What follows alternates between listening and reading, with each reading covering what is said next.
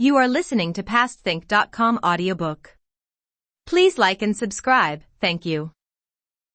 20. At Yellow Wind Ridge the Tang monk meets adversity. In Mid-Mountain, 8 Rules strives to be first. The Dharma is born through the mind. It'll be destroyed, too, through the mind. By whom it is destroyed or born? That you must determine yourself. If it is through your own mind, why do others need to tell you? All that you need is your hard work. To draw blood out of iron ore. Let a silk cord puncture your nose. To tie a firm knot on the void. Fasten that to the no-work tree. 1. That you'd not be vicious and wild. Regard not the thief as your son. And forget all dharma and mind. Let not the other deceive me. With one big punch strike him out first. The manifest mind's also no mind. Manifest law is law that's stopped. When both bull too and man disappear. The jade green sky is bright and clear. Any autumn moon's just as round. You can't tell one from the other. This enigmatic gatha was composed by Xuanzang, master of the law, after he had thoroughly mastered the Heart Sutra, which had, in fact, broken through the gate of his understanding. He recited it frequently, and the beam of spiritual light penetrated by itself to his innermost being. We turn now to tell you about the 3 travelers, who dined on the wind and rested by the waters, who clothed themselves with the moon, and cloaked themselves with the stars on their journey. Soon, it was the scene of summer again, beneath a torrid sky. They saw flowers gone, and butterflies cared not to linger. On tall trees the cicada chirp turned brazen. Wild worms made their cocoons, fair pomegranates their fire. As new lilies in the ponds appeared. 3. As they were traveling one day, it was growing late again, when they saw a hamlet beside the mountain road. Wukong, said Tripitaka, look at that sun setting behind the mountain, hiding its fiery orb, and the moon rising on the eastern sea, revealing an icy wheel. It's a good thing that a family lives by the road up there. Let us ask for lodging for the night and proceed tomorrow. You are right, said 8 Rules. Old Hog is rather hungry too. Let's go and beg for some food at the house. Then I can regain my strength to pull the luggage. This family-hugging devil, said Pilgrim. You only left the family a few days ago, and you are already beginning to complain. Elder brother, said 8 Rules, I'm not like you, I can't imbibe the wind and exhale the mist. Since I began following our master a few days ago, I've been half hungry all the time. Did you know that? Hearing this, Tripitaka said, Wu Cheng'en, if your heart still clings to the family, you are not the kind of person who wants to leave it. You may as well turn back. Idiot was so taken aback that he fell on his knees and said, Master, please do not listen to the words of elder brother. He loves to put blame on others. I haven't made any complaint, but he said that I was complaining. I'm only an honest moron, who said that I was hungry so that we could find some household to beg for food. Immediately he called me a family-hugging devil. Master, I received the commandments from the Bodhisattva, and mercy from you, and that was why I was determined to serve you and go to the western heaven. I vow that I have no regrets. This is, in fact, what they call the practice of strict austerities.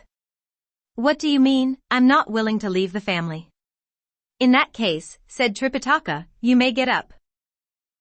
Leaping up with a bound, Idiot was still muttering something as he picked up the pole with the luggage. He had no choice but to follow his companions with complete determination up to the door of the house by the wayside.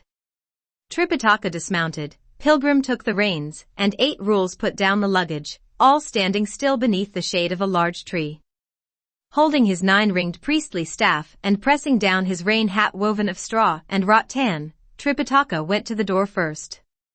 He saw inside an old man reclining on a bamboo bed and softly reciting the name of Buddha.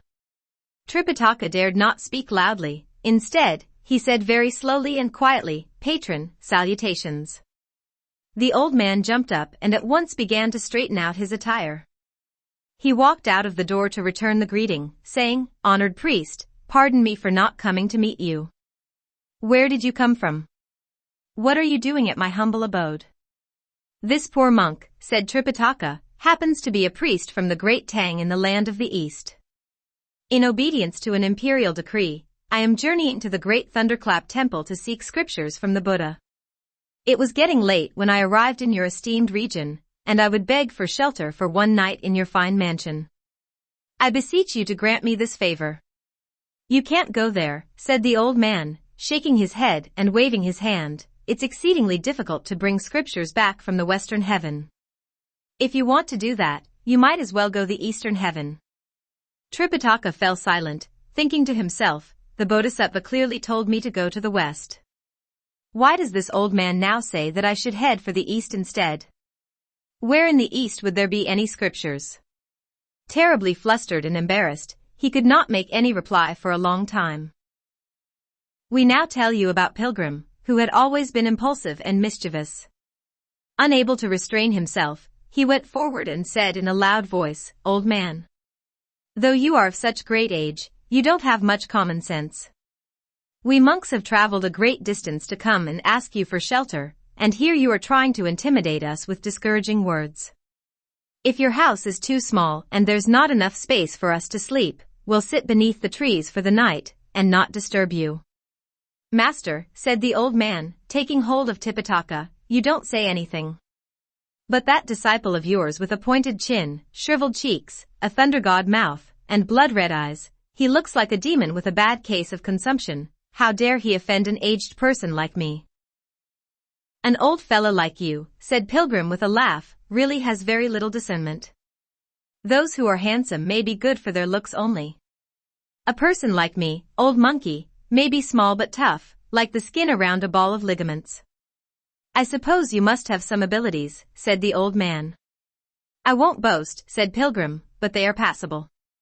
"Where did you used to live?" asked the old man, "and why did you shave your hair to become a monk?" "The ancestral home of Old Monkey," said Pilgrim, "is at the Water Curtain Cave in the Flower Fruit Mountain, in the Alai country of the East Purvavidaha continent. I learned to be a monster spirit in my youth, assuming the name of Wu Cheng'en, and with my abilities I finally became the great sage, equal to heaven. Because I did not receive any acceptable appointment in heaven, I caused great turmoil in the celestial palace and incurred great calamities for myself. I was, however, delivered from my ordeals and have turned to Buddhism instead to seek the fruits of truth. As a guardian of my master, who is in the service of the Tang court, I am journeying to the western heaven to worship Buddha. Why should I fear tall mountains, treacherous roads, wide waters, and wild waves? I, Old Monkey, can apprehend monsters, subdue demons, tame tigers, capture dragons. In sum, I know a little about all the matters that a person needs to know to go up to heaven or to descend into earth. If by chance your household is suffering from some such disturbances as flying bricks and dancing tiles, or talking pots and doors opening by themselves, Old Monkey can quiet things down for you." When that old man heard this lengthy speech, he roared with laughter and said, "So you are really a garrulous monk who begs for alms from place to place?" "Only your son is garrulous," said Pilgrim.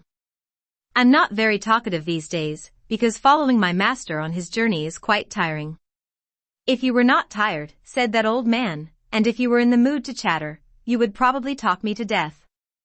Since you have such abilities, I suppose you can go to the west successfully. How many of you are there? You may rest in my thatched hut." "We thank the old patron for not sending us away," said Tripitaka. "There are 3 of us altogether." "Where is the 3rd member of your party?" asked the old man. "Your eyes must be somewhat dim, old man," said Pilgrim. "Isn't he over there standing in the shade?" The old man did indeed have poor sight. He raised his head and stared intently. The moment he saw 8 rules with his strange face and mouth, he became so terrified that he started to rush back into the house, tripping at every step. "Shut the door! Shut the door!" he cried. "A monster is coming." Pilgrim caught hold of him, saying, "Don't be afraid, old man. He's no monster, he's my younger brother." "Fine. Fine. Fine, said the old man, shaking all over. One monk uglier than another. 8 Rules approached him and said, "You're really mistaken, aged sir, if you judge people by their looks. We may be ugly, but we are all useful." As the old man was speaking with the 3 monks in front of his house, 2 young men appeared to the south of the village, leading an old woman and several young children. All of them had their clothes rolled up and were walking barefoot, for they were returning after a day's planting of young shoots of grain. When they saw the white horse, the luggage, and the goings-on in front of their house, they all ran forward, asking, "What are you people doing here?"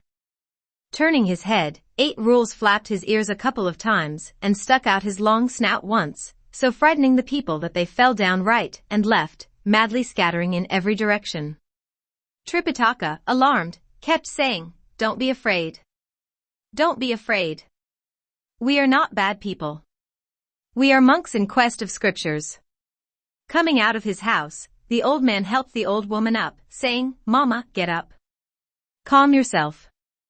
This master came from the Tang court. His disciples may look hideous, but they are really good people with ugly faces.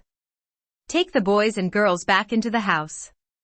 Clutching at the old man, the old woman walked inside with the 2 young men and their children. Sitting on the bamboo bed in their house, Tripitaka began to protest, saying, "Disciples, the 2 of you are not only ugly in appearance, but you are also rude in your language. You have scared this family badly, and you are causing me to sin. To tell you the truth, Master," said 8 Rules, "since I started accompanying you, I have become a lot better behaved. At the time when I was living in Old Gao village, all I needed to do was to pout and flap my ears once, and scores of people would be frightened to death." "Stop talking rubbish, idiot," said Pilgrim, "and fix your ugliness." "Look at the way Wukong talks," said Tripitaka. "Your appearance comes with your birth. How can you tell him to fix it?" "Take that rake-like snout," said Pilgrim, "put it in your bosom, and don't take it out. And stick your rush leaf fan ears to the back of your head, and don't shake them. That's fixing it." 8 Rules did indeed hide his snout and stick his ears to the back of his head. With his hands folded in front of him to hide his head, he stood on one side of his master. Pilgrim took the luggage inside the main door and tied the white horse to one of the posts in the courtyard. The old man then brought a young man in to present 3 cups of tea placed on a wooden tray. After the tea, he ordered a vegetarian meal to be prepared. Then the young man took an old, unvarnished table full of holes and several stools with broken legs, and placed them in the courtyard for the 3 of them to sit where it was cool. Only then did Tripitaka ask, "Old patron, what is your noble surname?" "Your humble servant goes by the surname of Wang," said the old man. "And how many heirs do you have?" asked Tripitaka. "I have 2 sons and 3 grandchildren," said the old man. "Congratulations." "Congratulations," said Tripitaka. "And what is your age?" "I have foolishly lived till my 61st year," the old man said. "Good. Good. Good," said Pilgrim. "You have just begun a new sexagenary cycle." "Old patron," said Tripitaka again, "you said when we first came that the scriptures in the western heaven were difficult to get. Why?"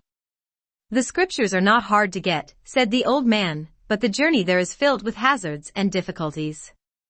Some 30 miles west of us there is a mountain called the Yellow Wind Ridge of 800 miles. Monsters infest that mountain, and that's what I meant by difficulties. Since this little priest claims that he has many abilities, however, you may perhaps proceed after all." "No fear. No fear," said Pilgrim. "With Old Monkey and his younger brother around, we'll never be touched, no matter what kind of monster we meet." While they spoke, one of the sons brought out some rice and placed it on the table, saying, "Please eat." Tripitaka immediately folded his hands to begin his grace, but 8 Rules had already swallowed a whole bowl of rice. Before the priest could say the few sentences, Idiot had devoured 3 more bowlfuls. "Look at the glutton," said Pilgrim. "It's like we've met a preda." Old Wang was a sensitive person. When he saw how fast 8 Rules was eating, he said, "This honored priest must be really hungry. Quick, bring more rice." Idiot in truth had an enormous appetite. Look at him. Without lifting his head once, he finished over 10 bowls, while Tripitaka and Pilgrim could hardly finish 2. Idiot refused to stop and wanted to eat still more. In our haste we have not prepared any dainty viands, said old Wang, and I dare not press you too much. Please take at least one more helping. Both Tripitaka and Pilgrim said, we have had enough. Old man, said 8 Rules, what are you mumbling about? Who's having a game of divination with you? Why mention all that about the 5th Yao and the 6th Yao? For if you have rice, just bring more of it, that's all. So Idiot in one meal finished all the rice in that household, and then he said he was only half full. The tables and dishes were cleared away, and after bedding had been placed on the bamboo bed, and on some wooden boards, the travelers rested. The next morning, Pilgrim went to saddle the horse, while 8 Rules put their luggage in order. Old Wang asked his wife to prepare some refreshments and drinks to serve them, after which the 3 of them expressed their thanks and took leave of their host. The old man said, if there is any mishap on your journey after you leave here, you must feel free to return to our house. Old man, said Pilgrim, don't speak such disconcerting words. Those of us who have left the family never retrace our steps. They then urged on the horse, picked up the luggage, and proceeded toward the west. Alas! What this journey means for them is that there's no safe way which leads to the western realm. There'll be great disasters brought by demons vile. Before the 3 of them had traveled for half a day, they did indeed come upon a tall mountain, exceedingly rugged. Tripitaka rode right up to the hanging cliff, and looked around, sitting sideways on his saddle. Truly, tall was the mountain. Rugged the peak. Steep the precipice. Deep the canyon. Gurgling the stream. And fresh were the flowers. This mountain, whether tall or not, its top reached the blue sky. This stream, whether deep or not, its floor opened to hell below. Before the mountain, white clouds rose in continuous rings, and boulders in shapes grotesque. Countless the soul-rending cliffs 10,000 yards deep. Behind them, winding, twisting, dragon-hiding caves, where water dripped from ledges drop by drop. He also saw some deer with zigzag horns, dull and dumbly staring antelopes, winding and coiling red-scaled pythons, silly and foolish white-faced apes, tigers that climbed the hills to seek their dens at night, dragons that churned the waves to leave their lairs at dawn. If one stepped before a cave's entrance, the dead leaves crackled. The fowls in the grass darted up with wings loudly beating. The beasts in the forest walked with paws noisily scratching. Suddenly wild creatures hurried by, making hearts beat with fear. Thus it was that the Dutiful cave duly faced the Dutiful cave. 5. The cave duly facing the Dutiful cave duly faced the mount. One bluebill died like 1,000 yards of jade, mist veiled like countless mounds of jade-green gauze. The master rode forward very slowly, while the great sage Sun also walked at a slower pace, and Zhu Wuning proceeded leisurely with the load. As all of them were looking at the mountain, a great whirlwind suddenly arose. Alarmed, Tripitaka said, Wu Cheng'en, the wind is rising. Why fear the wind, said Pilgrim. This is the breath of heaven in the 4 seasons, nothing to be afraid of. But this is a terribly violent wind, unlike the kind that comes from heaven, said Tripitaka. How so, said Pilgrim. Tripitaka said, look at this wind. Augustly it blows in a blusterous key. An immense force leaving the jade-green sky. It passes the ridge, just hear the trees roar. It moves in the wood, just see the poles quake. Willows by the banks are rocked to the roots. Blown garden flowers now soar with their leaves. Fishing boats, nets drawn, make their hawsers taut. Vessels with sails down have their anchors cast. Trekkers in mid-journey have lost their way. Woodsmen in the hills cannot hold their loads. From woods with fruits divine the apes disperse. From clumps of rare flowers the small fawns flee. Before the cliff cypress fall one by one. Downstream bamboo and pine die leaf by leaf. Earth and dust are scattered while sand explodes. Rivers and seas overturned, waves churn and roll. 8 rules went forward and tugged at Pilgrim, saying, "Elder brother, the wind is too strong. Let's find shelter until it dies down." "You are too soft, brother," said Pilgrim, laughing, "when you want to hide the moment the wind gets strong. What would happen to you if you were to meet a monster spirit face to face?" "Elder brother," said 8 rules, "you probably haven't heard of the proverb. Flee the fair sex like a foe. Flee the wind like an arrow. We suffer no loss if we take shelter just for a little while." "Stop talking," said Pilgrim, "and let me seize the wind and smell it." "You are fibbing again, elder brother," said 8 rules, with a laugh, "for how can the wind be seized for you to smell? Even if you manage to catch hold of it, it will slip past you at once." "Brother," said Pilgrim, "you didn't know that I have the magic to seize the wind." "Dear great sage." He allowed the head of the wind to move past, but he caught hold of its tail and sniffed at it. Finding it somewhat fetid, he said, "This is indeed not a very good wind, for it smells like a tiger or else like a monster. There's something definitely strange about it." Hardly had he finished speaking when from over a hump of the mountain a fierce striped tiger, with a whip-like tail and powerful limbs appeared. Tripitaka was so horrified that he could no longer sit on the saddle. He fell head over heels from the white horse and lay beside the road, half out of his wits. Throwing down the luggage, 8 rules took up his muckrake and rushed past Pilgrim. "Cursed beast," he shouted. "Where are you going?" He lunged forward and struck at the beast's head. That tiger stood straight up on his hind legs and, raising his left paw, punctured his own breast with one jab. Then, gripping the skin, he tore downward with a loud rending noise, and he became completely stripped of his own hide as he stood there by the side of the road. Look how abominable he appears.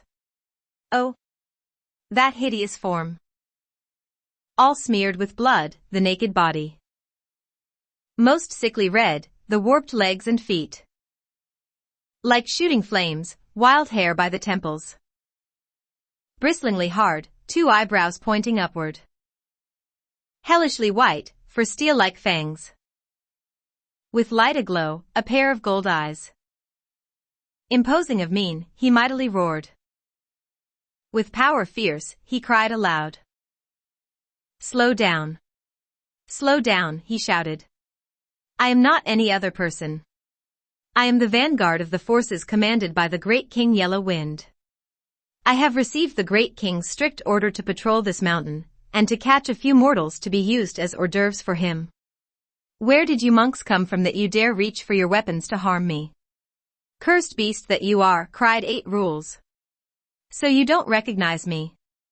We are no mortals who just happen to be passing by. We are the disciples of Tripitaka, the royal brother of the great Tang Emperor in the land of the East, who by imperial decree is journeying to the western heaven to seek scriptures from the Buddha. You better stand aside quickly for us to pass, and don't alarm my master.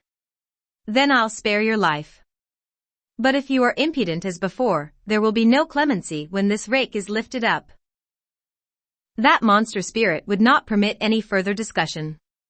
He quickly drew near, assumed a fighting pose, and clawed at 8 rules' face. Dodging the blow, 8 rules struck at once with his rake. Since the monster had no weapons in his hands, he turned and fled, with 8 rules hard on his heels. Racing to the slope below, the monster took out from beneath a clump of rocks a pair of bronze scimitars, with which he turned to face his pursuer. So the 2 of them clashed right in front of the mountain slope, closing in again and again. Meanwhile, Pilgrim lifted up the Tang monk and said, "Master, don't be afraid. Sit here and let old monkey go help 8 rules strike down that monster so that we can leave." Only then did Tripitaka manage to sit up, trembling all over. he began to recite the Heart Sutra, but we shall say no more of that. Whipping out the iron rod, Pilgrim shouted, "Catch him!" 8 Rules at once attacked with even greater ferocity, and the monster fled in defeat. "Don't spare him," yelled Pilgrim. "We must catch him." Wielding rod and rake, the two of them gave chase down the mountain. In panic, the monster resorted to the trick of the gold cicada casting its shell. He rolled on the ground and changed back into the form of a tiger. Pilgrim and 8 Rules would not let up. Closing in on the tiger, they intended to dispose of him once and for all. When the monster saw them approaching, he again stripped himself of his own hide and threw the skin over a large piece of rock, while his true form changed into a violent gust of wind heading back the way he had come. Suddenly noticing the master of the law sitting by the road and reciting the Heart Sutra, he caught hold of him and hauled him away by mounting the wind. Oh, pity that Tripitaka! The river float faded to suffer oft. It's hard to make merit in Buddha's gate. Having taken the Tang monk back to the door of his cave, the monster stopped the wind and said to the one standing guard at the door, "Go report to the great king and say that the tiger vanguard has captured a monk. He awaits his order outside the door." The cave master gave the order for him to enter. The tiger vanguard, with the 2 bronze scimitars hanging from his waist, lifted up the Tang monk in his hands.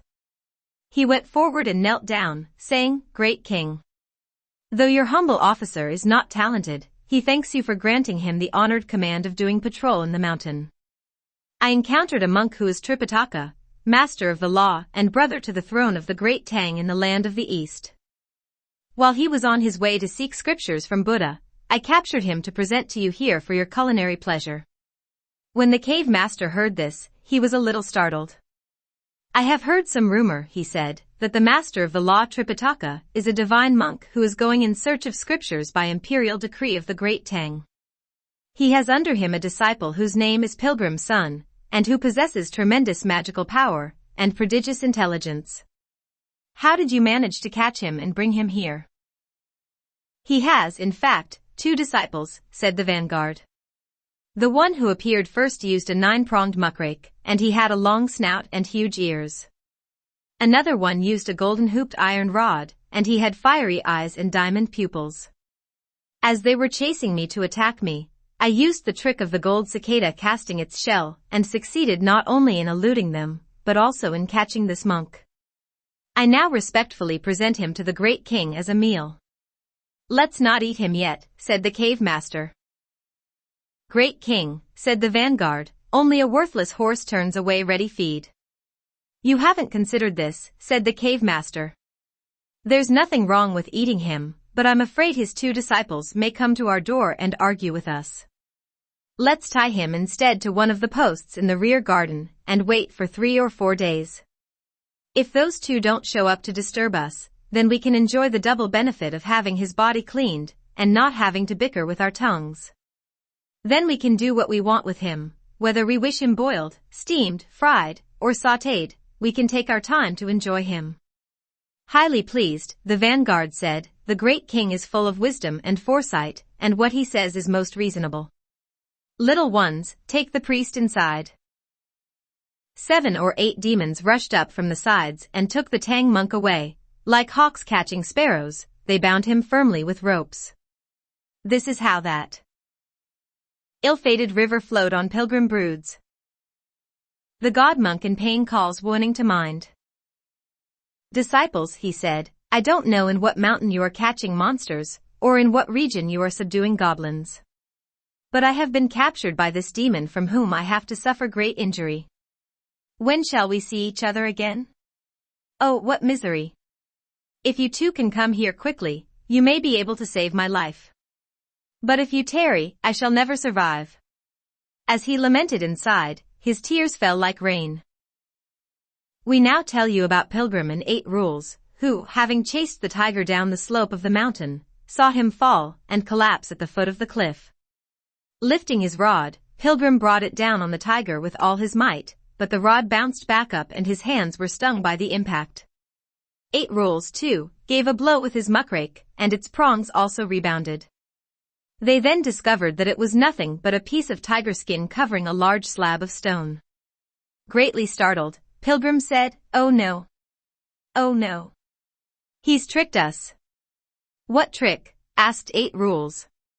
Pilgrim replied, "This is called the trick of the gold cicada casting its shell. He left his skin covering the stone here to fool us, but he himself has escaped. Let's go back at once to take a look at Master. Let's hope that he has not been hurt." They retreated hurriedly, but Tripitaka had long vanished. Bellowing like thunder, Pilgrim cried, "What shall we do? He has taken Master away." "Heavens! Heavens!" wailed 8 Rules, leading the horse, as tears fell from his eyes. "Where shall we go to look for him?" With head held high, Pilgrim said, "Don't cry. Don't cry. The moment you cry, you already feel defeated. They have to be somewhere in this mountain. Let's go and search for them." The two of them indeed rushed up the mountain, passing the ridges and scaling the heights. After traveling for a long time, they suddenly beheld a cave dwelling emerging from beneath a cliff. Pausing to take a careful look around, they saw that it was indeed a formidable place. You see, a pointed peak fortress-like. An old path ever winding. Blue pines and fresh bamboos. Green willows and verdant wu trees. 6. Strange rocks in twos below the cliff. Rare fowls in pairs within the woods.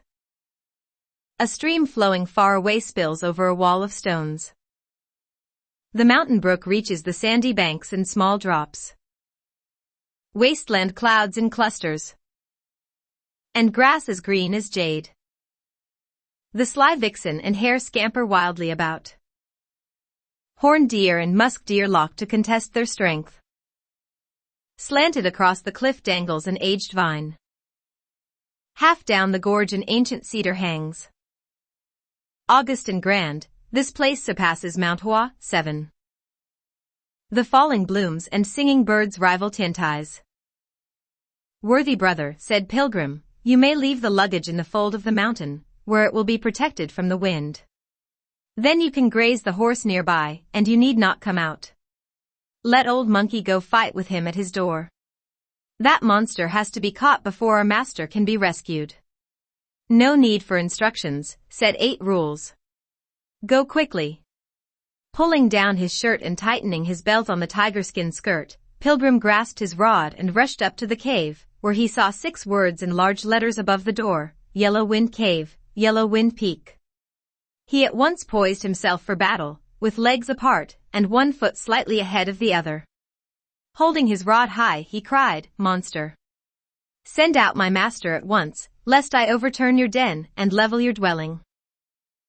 When the little demons heard this, every one of them was panic-stricken and ran inside to make the report, "Great King, disaster."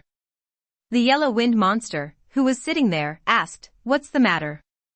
"Outside the cave door there's a monk with a thunder god mouth and hairy face," said one of the little demons, holding in his hands a huge, thick, iron rod and demanding the return of his master.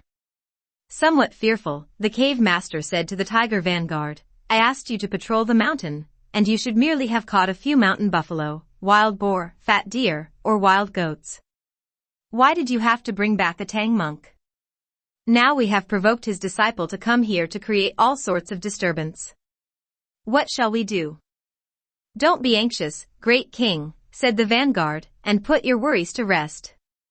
Though this junior officer is untalented, he is willing to lead 50 soldiers out there and bring in that so-called pilgrim son as a condiment for your meal.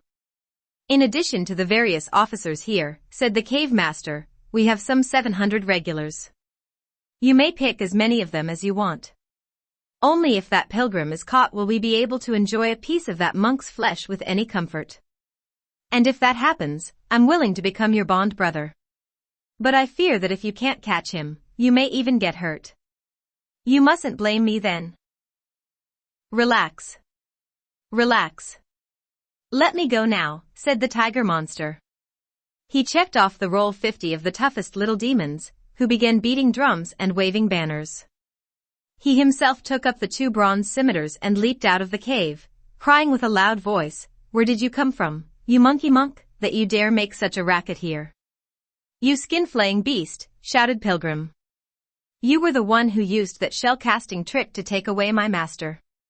Why do you question me instead? You better send out my master immediately, or I'll not spare your life. I took your master, said the tiger monster, so that he could be served to my great king as meat for his rice. If you know what's good for you, get away from here. If not, I'll catch you too, and you'll be eaten along with him. It will be like one free piece of merchandise with every purchase.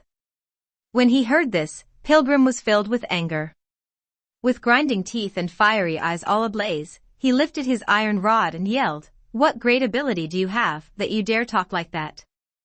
Don't move. Watch this rod." Wielding his scimitars swiftly, the vanguard turned to meet him. It was truly some battle as the two of them let loose their power. What a fight! That monster is truly a goose's egg. But Wu Cheng'en is a goose egg stone no less. When bronze swords fight handsome Monkey King, it's like eggs coming to strike at stones. How can sparrows quarrel with the phoenix? Dare pigeons oppose the eagles and hawks? The monster belches whined, the mounts filled with dust. Wu Cheng'en spits out fog and clouds hide the sun. They fight for no more than 4 or 5 rounds. The vanguard grows weak, having no strength left. He turns in defeat to flee for his life. Hard pressed by Wu Cheng'en, who seeks his death. Not able to hold out any longer, the monster turned and fled. But since he had boasted in front of the cave master, he dared not go back to the cave. Instead, he fled toward the mountain slope. Pilgrim, of course, would not let him go. Holding his rod, he gave chase relentlessly, shouting and crying along the way. As they reached the fold of the mountain, which formed a windbreak, he happened to look up, and there was 8 Rules grazing the horse. Hearing all the shouts and clamor, 8 Rules turned around, and saw that it was Pilgrim chasing a defeated tiger monster. Abandoning the horse, 8 Rules lifted his rake, and approaching from one side brought it down hard on the monster's head. Pity that vanguard. He hoped to leap clear of the brown rope net, not knowing he would meet the fisher's coop. One blow from 8 Rules' rake produced 9 holes, from which fresh blood spurted out, and the brains of the monster's whole head ran dry.